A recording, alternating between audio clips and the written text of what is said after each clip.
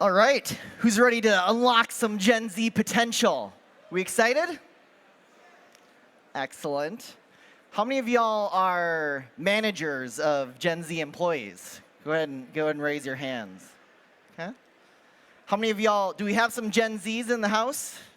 Excellent, I love that. Make sure to keep me honest up here. Start jeering if you don't feel like I'm telling the truth. That's fine.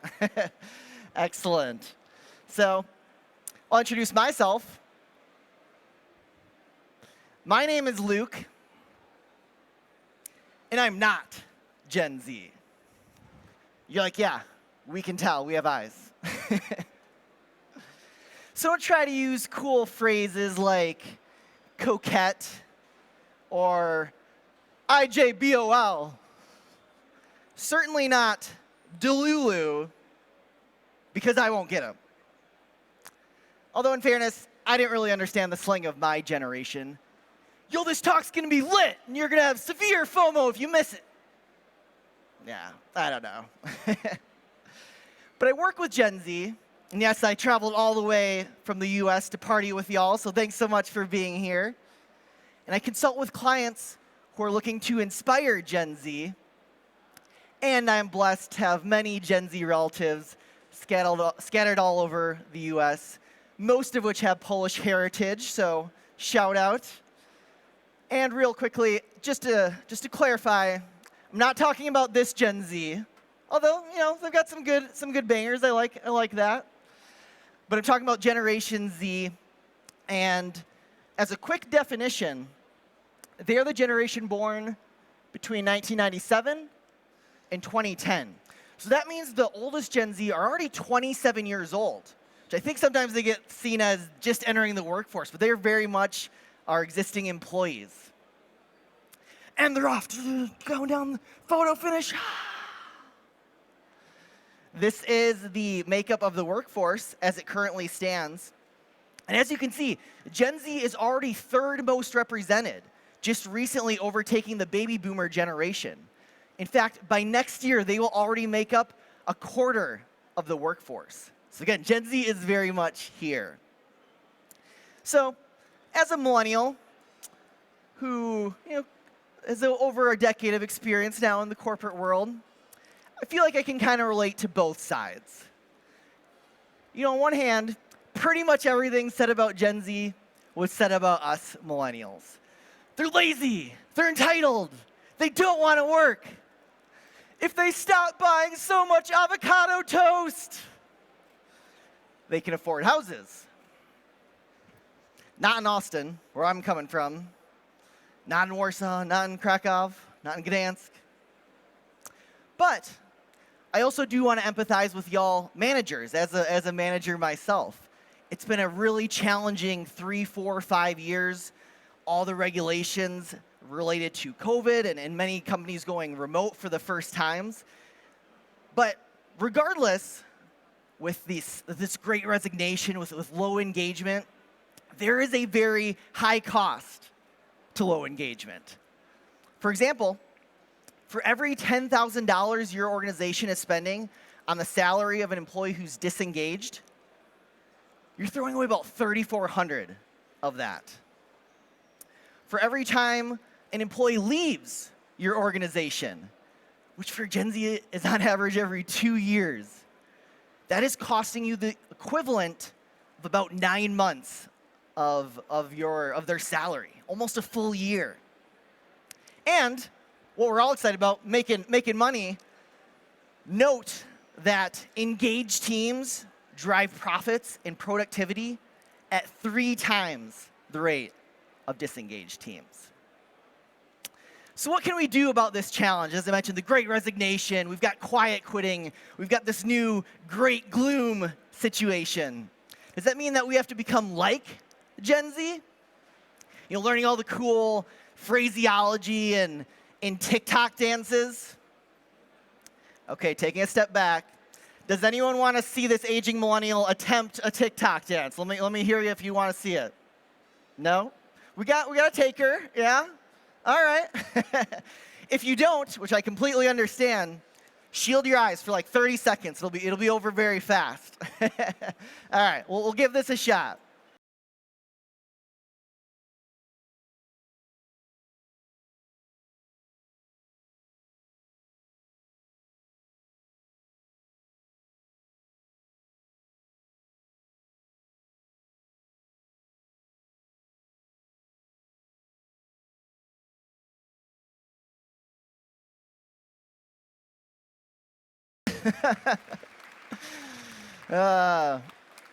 Thank you, thank you. I'm not some professional dancer, as you saw.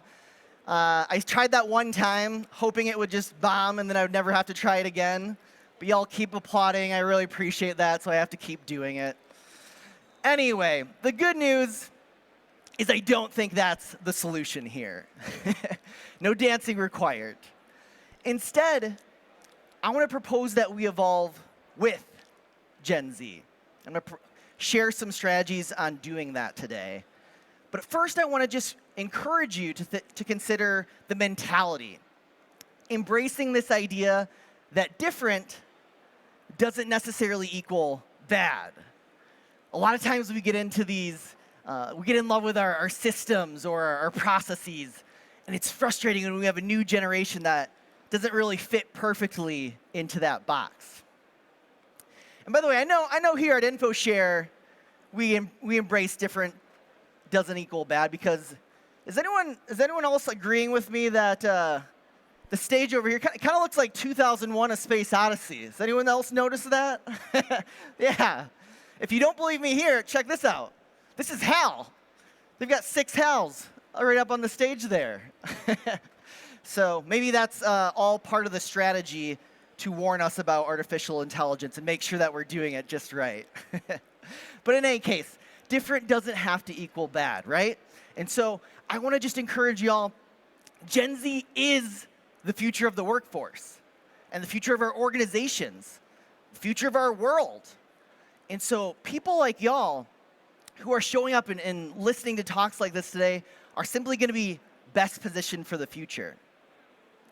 So, quick caveat, we are talking about full generation, so there are absolutely going to be exceptions.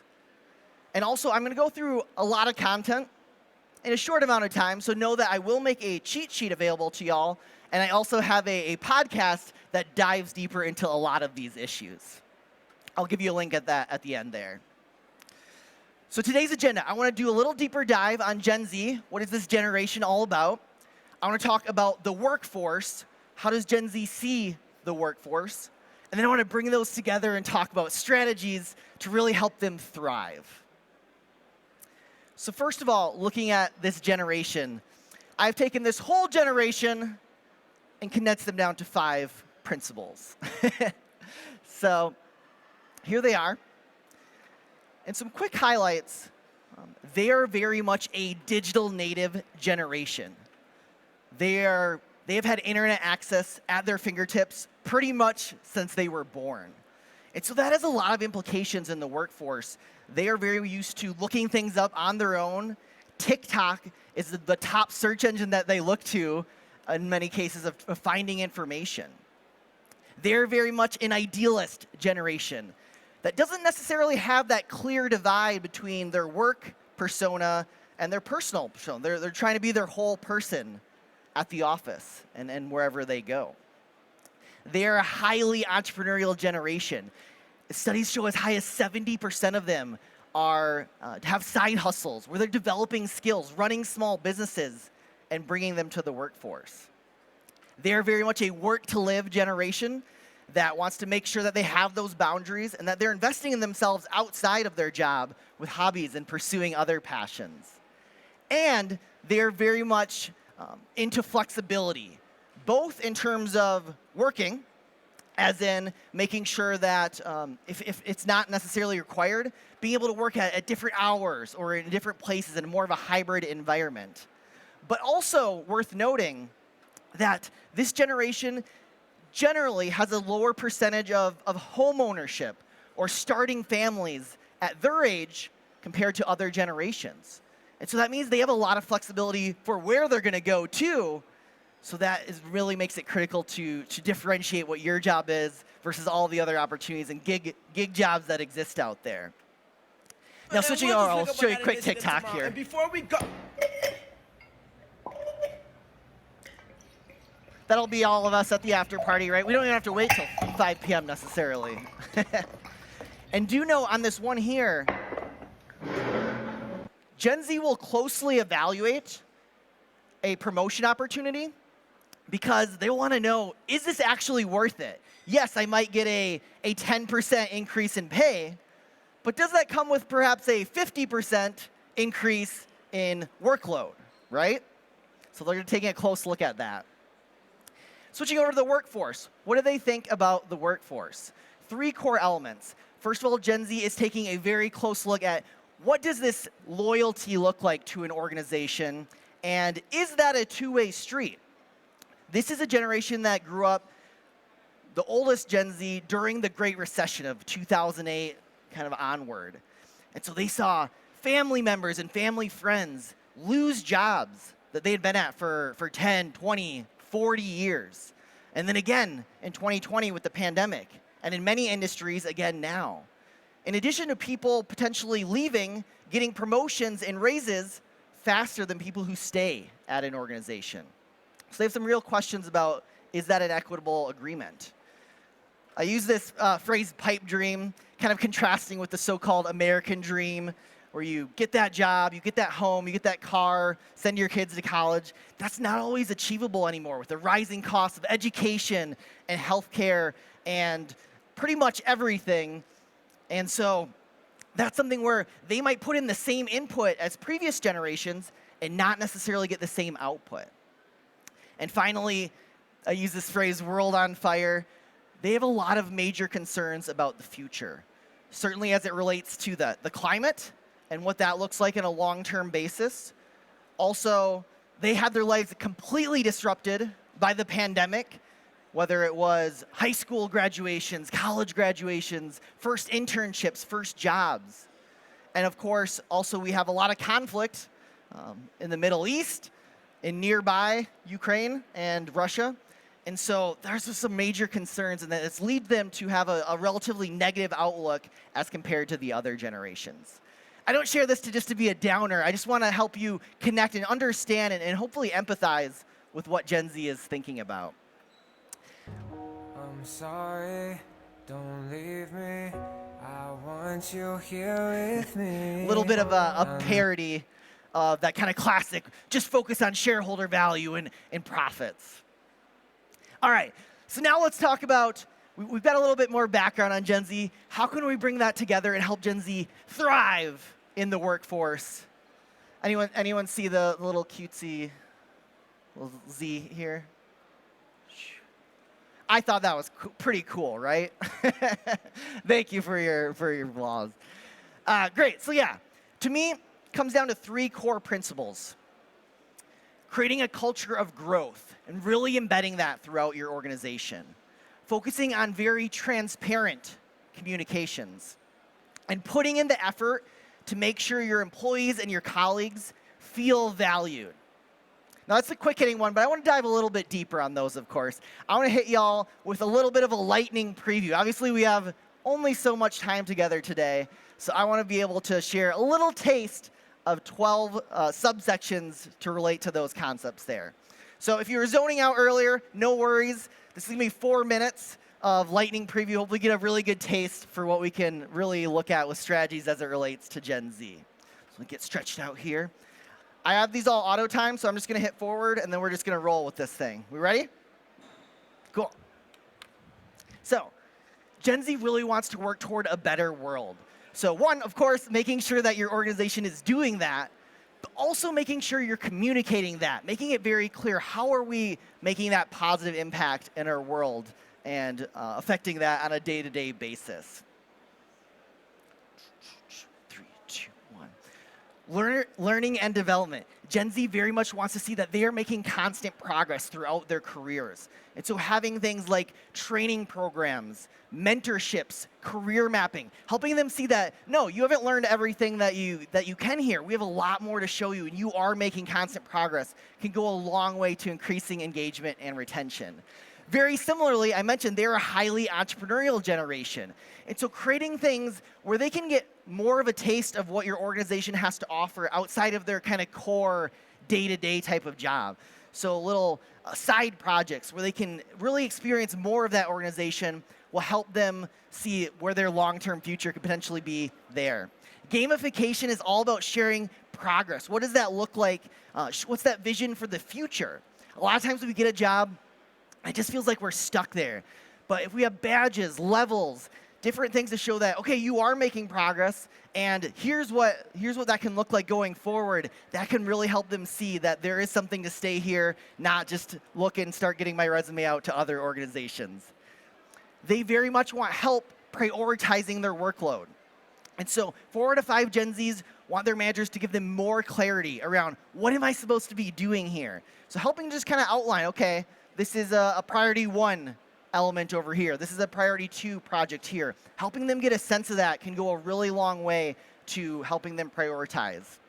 Gen Z wants to know the why. Very much a wanting to know what's the bigger picture here. Again, leading with values, making sure that isn't just on some poster, but that's also being shared on daily communications, as well as just conceptually. Why do we do it this way? Helping explain that, helping them give that context is very important.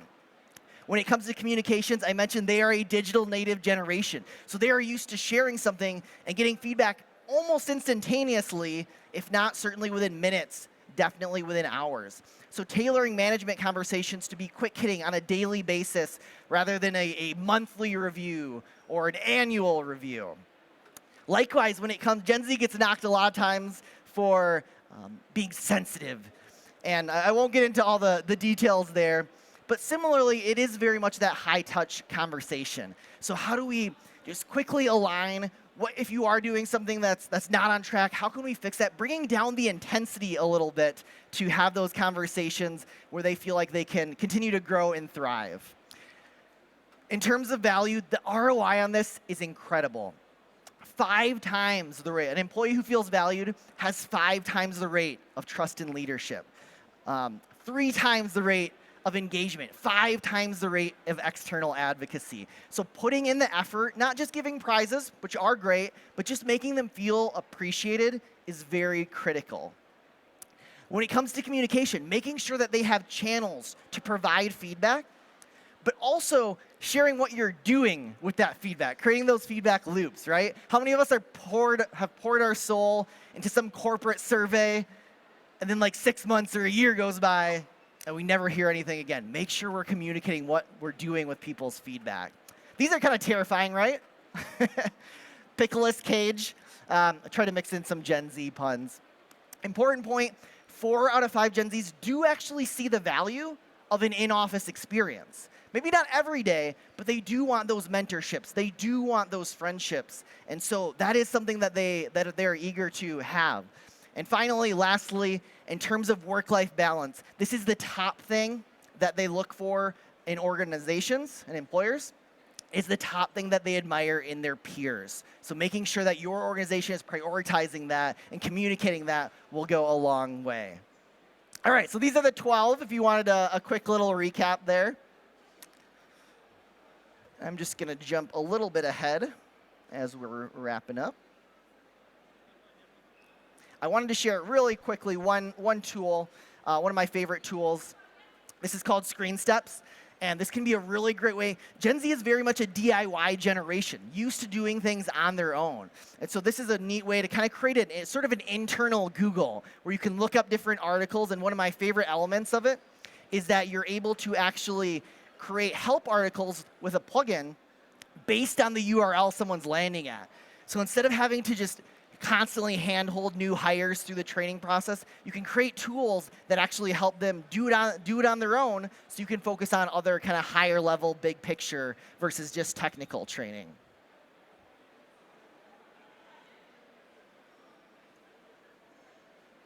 All right, so hope you all got a little taste of how we can unlock the Gen Z potential and work toward a better future, better leadership in our own organizations, better engagement, certainly.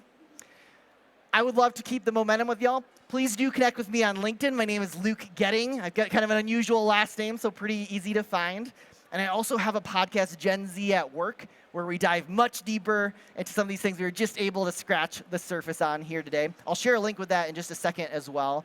I do management and leadership trainings, so if that's of interest, let me know. And I mentioned earlier, I've got this cheat sheet, which recaps a lot of the core principles and much more than we were able to cover today. So if you're interested in checking out that, let me know. I've got a Slido link here where you can fill in a little bit of a survey. If you want any of those resources, just put your email in there, and I will share that. So with that said, really appreciate y'all's time today. Thank you so much. Hopefully you got a feel for how we can really inspire and connect Gen Z and start building toward a better organization and a better future. Thank you.